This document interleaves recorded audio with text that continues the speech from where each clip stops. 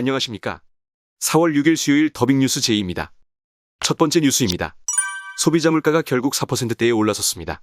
지난해 10월 3%대에 올라선 이후 상승률이 1%포인트 더 확대된 것입니다. 소비자 물가 상승률이 4%를 웃돈 건 2011년 12월 이후 10년 3개월 만입니다. 앞으로도 높은 물가가 상당 기간 유지된다는 게 한국은행의 전망입니다. 통계청이 5일 발표한 소비자 물가 동향을 보면 물가의 기조적 흐름을 보여주는 근원물가도 3.3% 올라 2011년 12월 이후 최고 상승률을 나타냈습니다. 특히나 품목 단위당 지출액이 큰 기름값 상승률은 단연 두드러져 경유와 휘발유가 불과 3개월 만에 각각 22.0%, 16.5% 뛰었습니다. 정부는 이날 물가 안정 대책을 내놨는데요. 우선 유류세 인하폭을 현행 20%에서 10%포인트를 추가 30%로 확대해 내달부터 7월까지 3개월 시행합니다. 영업용 화물차, 버스 등에 대해 경유 유가 연동 보조금을 지원하고 택시, 소상공인 등이 주로 이용하는 차량용 부탄에 대한 판매 부과금은 30% 감면하기로 했습니다. 이런 물가 상승으로 인해 5월 출범하는 새 정부의 최대 현안으로 물가 안정이 주목받고 있습니다. 두 번째 뉴스입니다. 지난해 역대급 세수 풍년에도 국가 채무와 부채는 한층 크게 늘었습니다. 늘어난 세수를 빚 갚는 데 쓰기보단 재정 지출에 할애하면서 재정 건전성에 크게 기여하지 못한 탓입니다. 지난해 국가 부채는 1년 새 200조 원 이상 늘어난 약 2200조 원으로 집계됐습니다. 앞으로 갚아야 할 국가 채무도 늘어 1인당 부담은 2천만 원에 육박했습니다.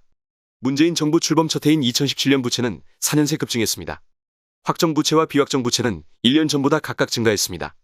확정 부채는 상환 일정이 정해져 지급 시기, 금액이 확정된 국공채 차입금 등을 포함하며 비확정 부채는 현재 시점에서 예측한 연금 충당 부채 등을 말하는데요. 이런 한편 부채 증가폭보다 자산이 더 많이 늘어 순자산은 오히려 개선된 상황입니다. 세 번째 뉴스입니다.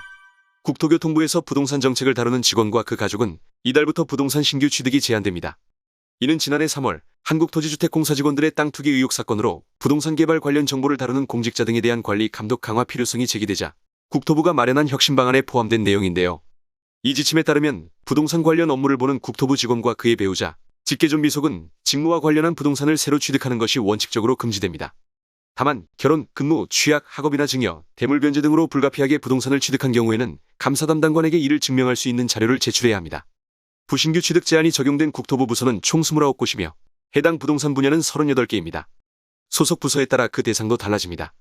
예를 들어 녹색도시과 지구는 개발 제한 구역 내 부동산 취득이 제한되고 부동산개발정책과 지구는 택지개발지구의 취득이 금지되는 식입니다. 국토부는 취득 제한 위반 점검을 연일에 실시하고 지침을 위반할 시 6개월 내 부동산을 자진 매각할 것을 권고합니다. 네 번째 뉴스입니다. 지난해 전 세계에서 판매된 전기차는 전년 대비 2배 이상 성장한 것으로 나타났습니다. 이 가운데 절반가량은 중국에서 판매됐으며 중국의 세계 전기동력차 시장 점유율이 전년 39.5%에서 50%로 높아졌습니다. 한편 우리나라는 전년 대비 103.8% 증가한 12만 9천 대의 전기차가 판매되며 전년에 이어 9위를 유지했습니다. 전기차 제작사별로는 테슬라가 캘리포니아 프레몬트 공장, 상하이 기가팩토리 공급 확대로 전년 대비 128% 증가한 판매를 보이며 전년에 이어 1위를 유지했습니다.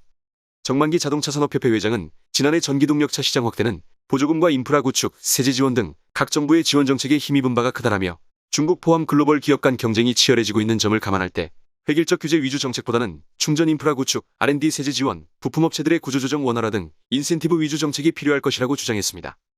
마지막 뉴스입니다. 전국이동통신유통협회는 KB국민은행의 알뜰폰 사업자 KB리브엠이 불공정 영업행위로 시장 혼탁을 야기하고 있다며 금융위원회가 서비스 인가를 취소해야 한다고 6일 주장했습니다.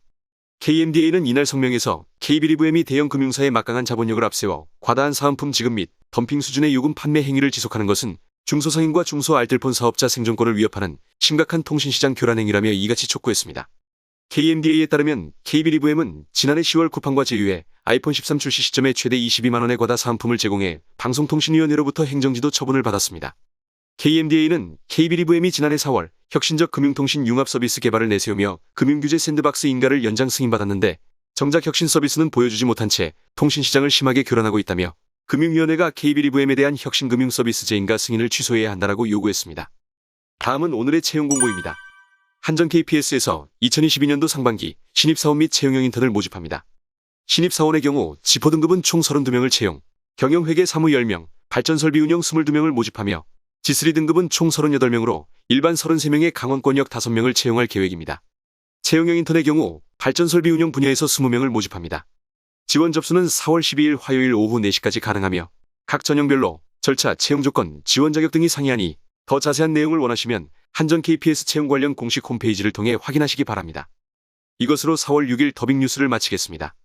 콘텐츠가 도움이 되셨다면 구독과 좋아요, 댓글 부탁드리며 알림 설정으로 더 좋은 콘텐츠를 받아보시기 바랍니다. 감사합니다.